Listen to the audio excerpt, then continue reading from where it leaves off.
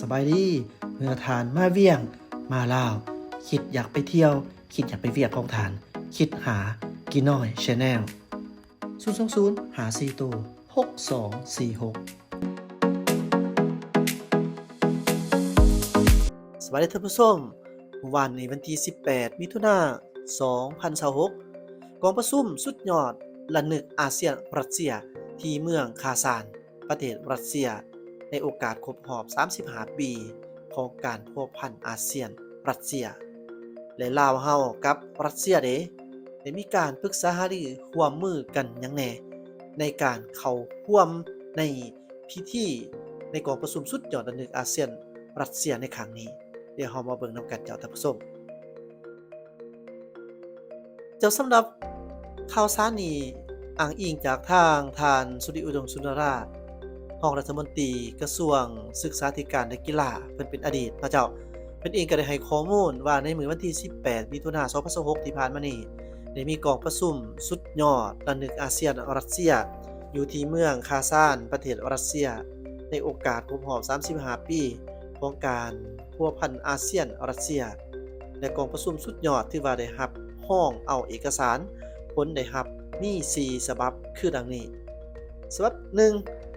แถลงการคาซาน2026อาเซียนสหพันธ์รัสเซียความสามัคคีในความหลากหลาย35 ปีร่วมกัน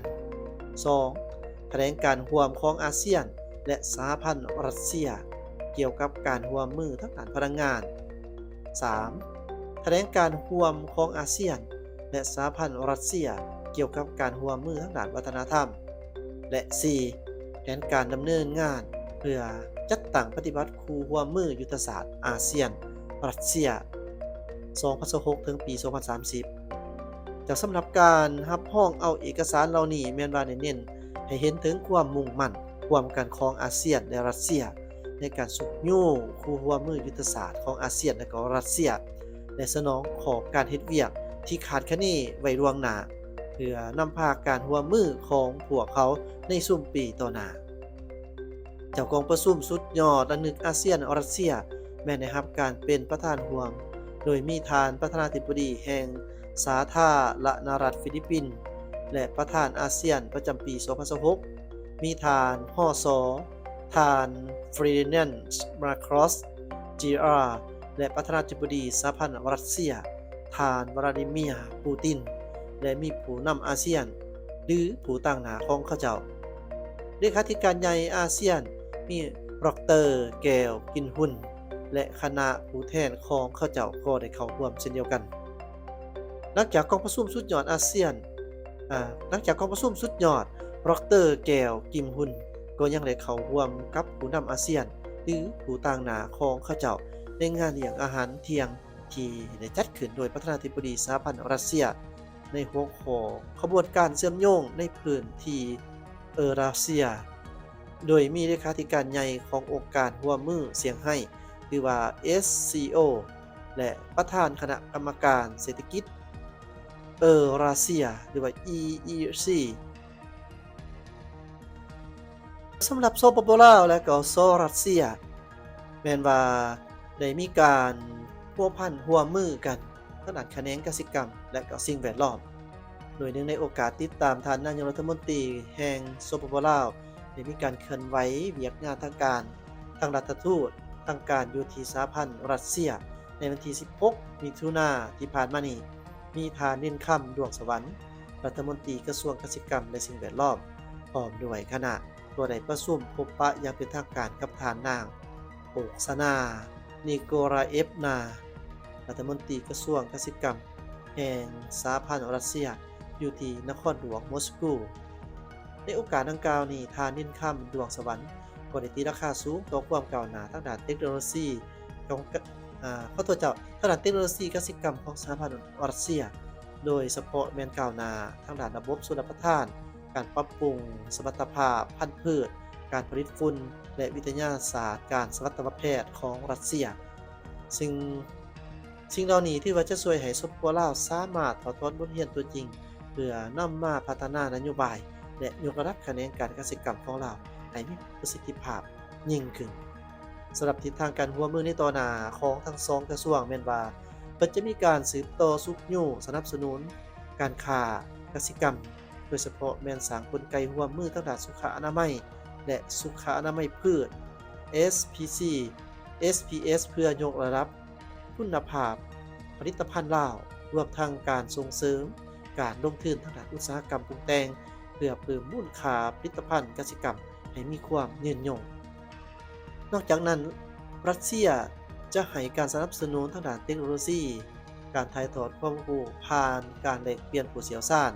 นักค้นคว้าและนักศึกษาที่มีความสนใจในแขนงการอยากขยายการร่วมมือไปสู่การค้นคว้าทางด้านการปรับปรุงพันธุ์เขา การพัฒนาการเลี้ยงสัตว์ การประมงและก็การคุ้มครองทรัพยากรป่าไม้อย่างรอบด้านบ่เพียงเท่านี้ระหว่างลาวและรัสเซีย เพิ่นได้มีแผนบินกงระหว่างลาวรัสเซียปรึกษาหารือความเป็นไปได้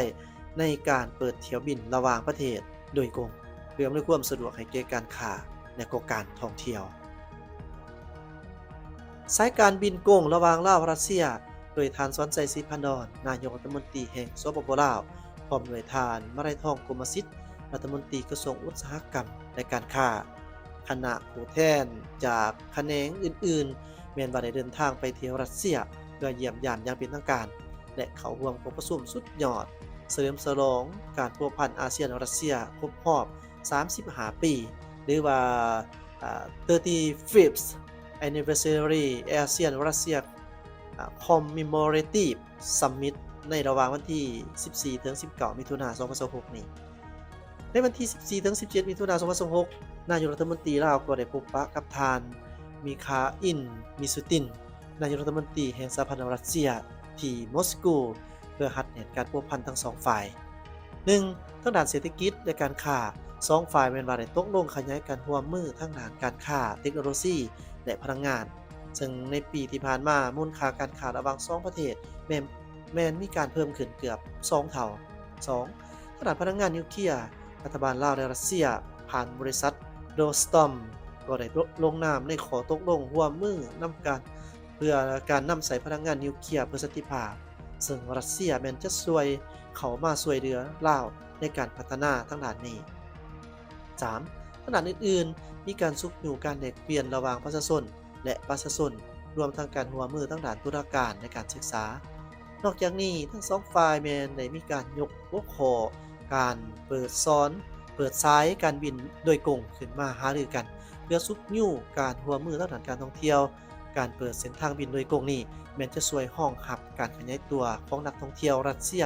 ที่ต้องการมาเที่ยวลาวและอำนวยความสะดวกให้ในการพัวพันการค้าการท่องเที่ยวในปัจจุบัน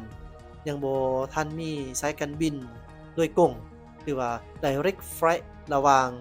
ลาวและรัสเซียแต่ทั้งสองประเทศนี้กำลังอยู่ในขั้นตอนการเจรจาและปรึกษาหารือกันอย่างจริงจังที่จะเปิดเส้นทางบินกงในอนาคตจากทั้งหมดนี้ถือว่าเป็นการรายงานข่าวจากทางกินหน่อย Channel หวังว่าท่านผู้ชมคงจะมักถ้าหากว่ามาฮักแล้วก็อย่าลืมกดไลค์กดแชร์เป็นกำลังใจให้กันในการเด้อเจ้าขอบใจที่ตามรับชมอย่าลืมอุดหนุนแอดมินกินหน่อย Channel ได้โดยการมาท่องเที่ยวอยู่ที่นครหลวงเวียงจันทน์หรือว่าประเทศลาวได้ก็อย่าลืมเอิ้นฮักเอิ้นใส่เปิดงานพาหนะของกินหน่อย Channel ได้ขอบใจที่ตามรับชมสบายดี